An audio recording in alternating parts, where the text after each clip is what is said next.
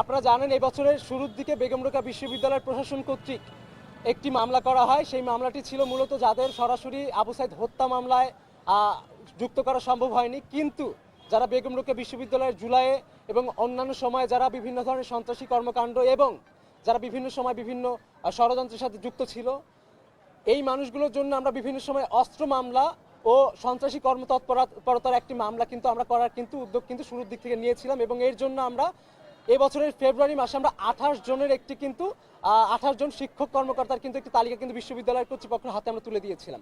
আমরা দেখতে পেয়েছি যে সাক্ষীদের সাথে কোনো প্রশাসন কর্তৃক কোনো ধরনের কোনো আলোচনা ছাড়াই এখানে বিস্ফোরক মামলায় একটি মামলা করা হয়েছে, বিস্ফোরক ধারায়।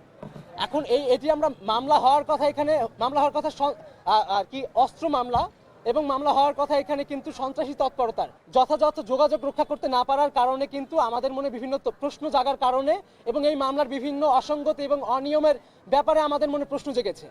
তো আমরা প্রত্যেকবারই যদি আসলে এইভাবে যদি মামলাগুলোর আমরা মেরিট নষ্ট করি, আমরা যদি সাক্ষীদের সাথে যোগাযোগ রক্ষা করতে না পারি, তাহলে আমি জানি না যে আসলে প্রশাসন এই মামলাগুলো কেন এইভাবে সবার সাথে যোগাযোগ রক্ষা না করে করলো। এবং এখন এই মামলাগুলো প্রায় 6 থেকে 7 মাস পেরিয়ে গেছে।